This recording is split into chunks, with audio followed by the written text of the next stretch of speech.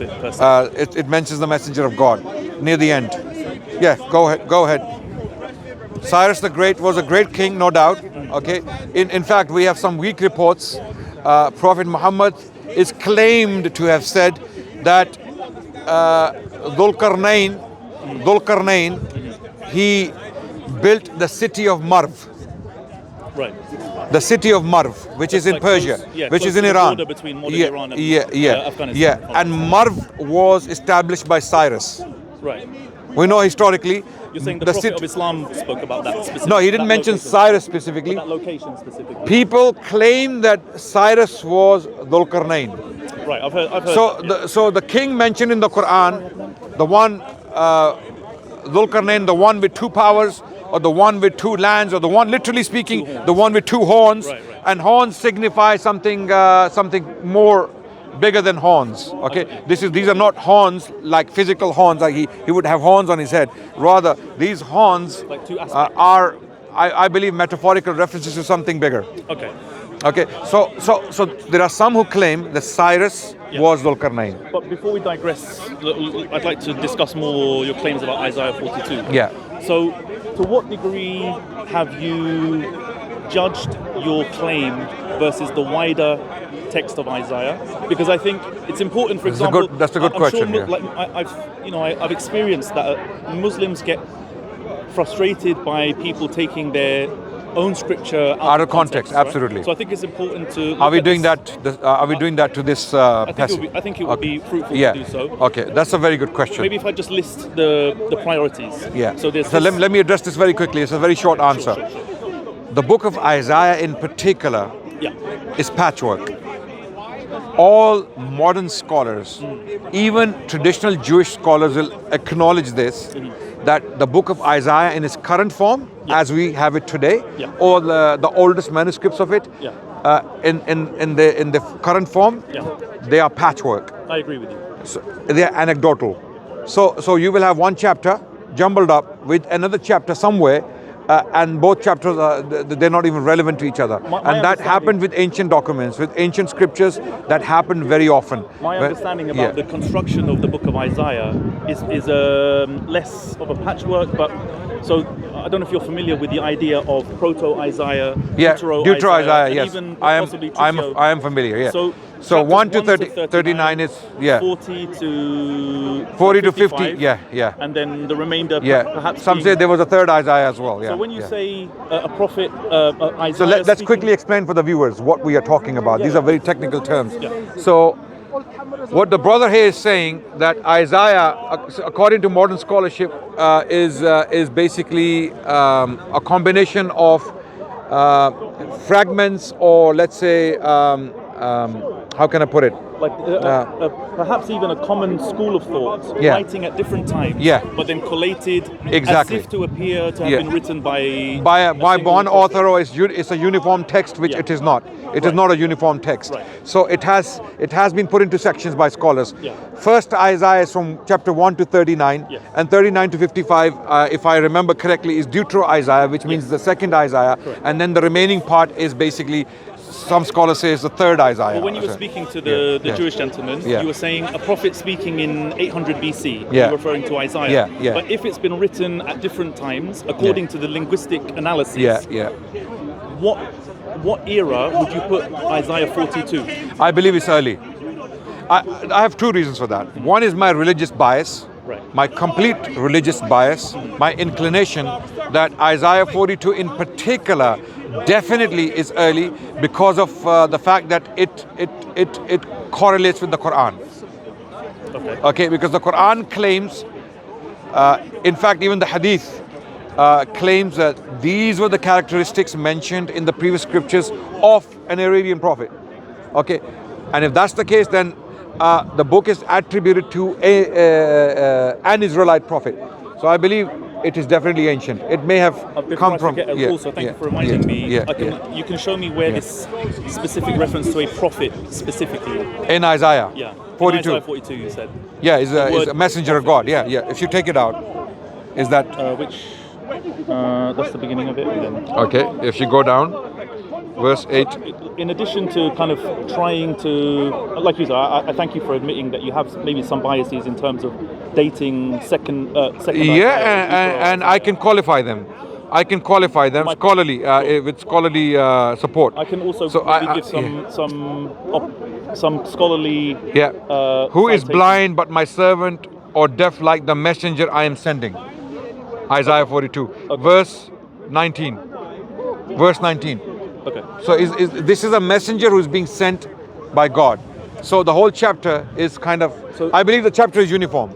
The chapter is uniform. Within itself, it's a complete prophecy about one individual. Okay, because some people will break this passage down into at least 2 sections. So I think it's from 10 onwards. They will say this is a break from 1 to 9.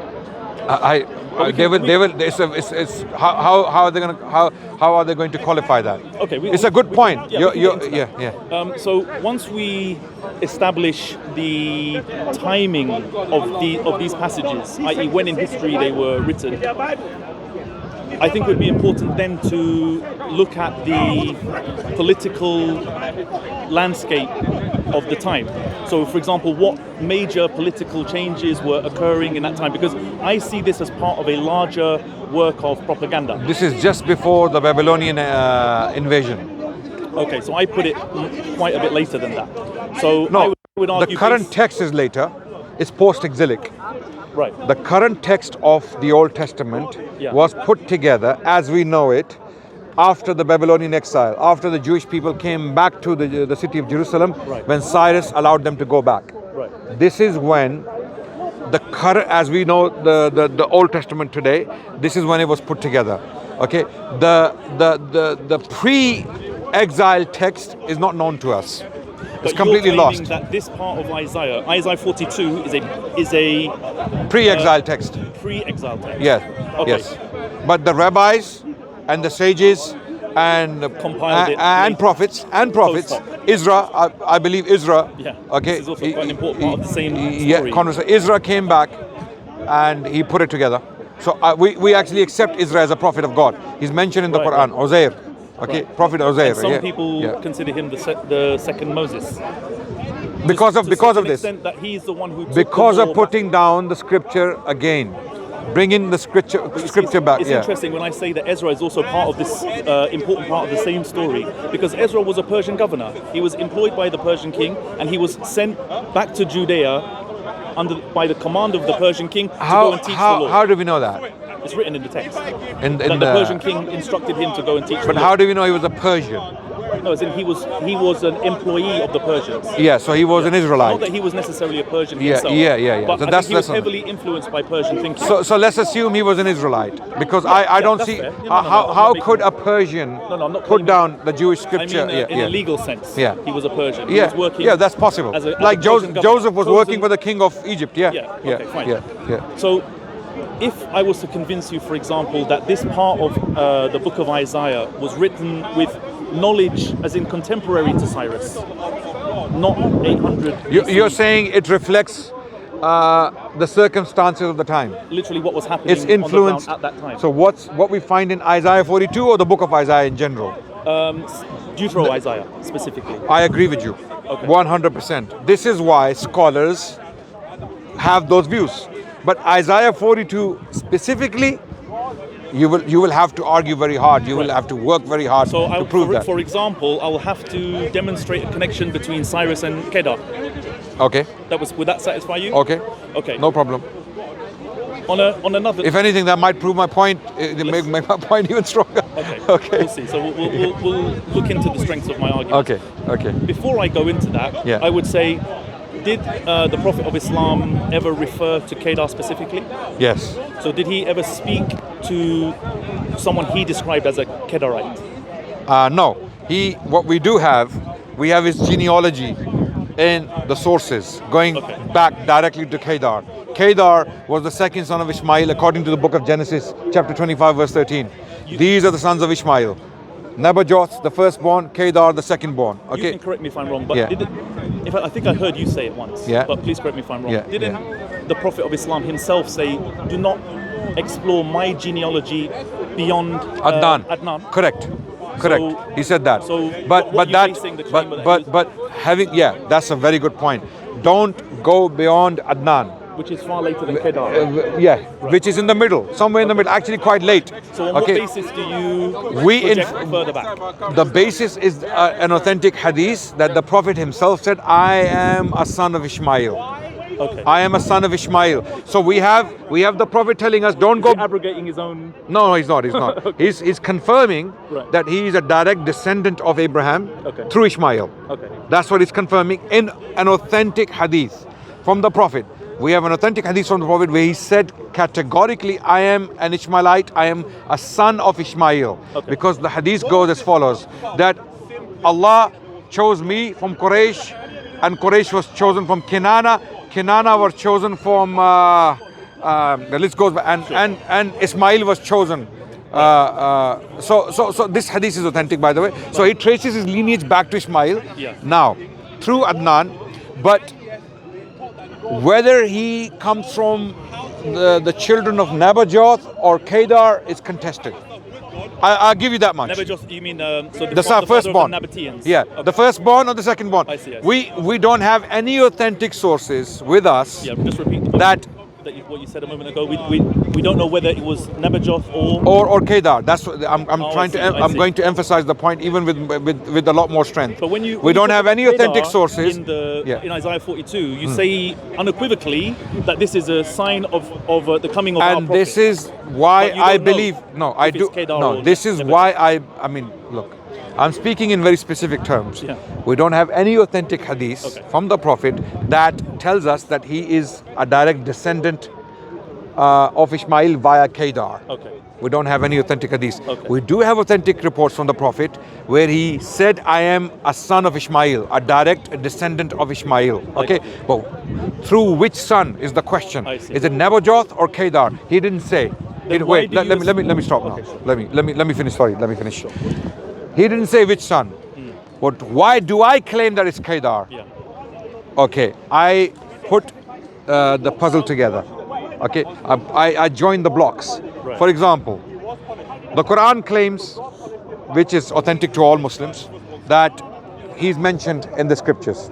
When we go and look, he specifically mentioned an Arabian prophet is mentioned with those characteristics he came with. He was very powerful.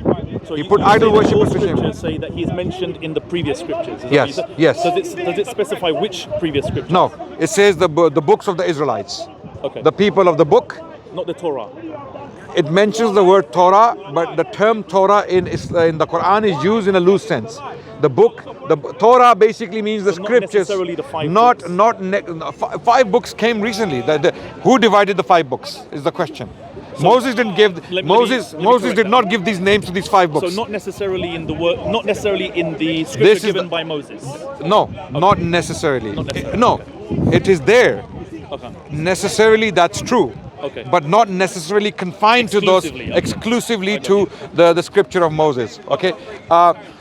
Because this can be extended, because other later prophets are directly linked to Moses and the message of Moses. So they're also in that sense part of the Mosaic law, because they're following the same law and they're following the same tradition. So they are followers of Moses, upholding the same law, and whatever revelation they bring is, if anything, a commentary on the Torah. It's an extension on the Torah, explaining the Torah for the current day and age. We could argue as to whether Isaiah, for example, so let me very quickly. I'm in the middle of a Mosaic conversation. Yeah, 1 second.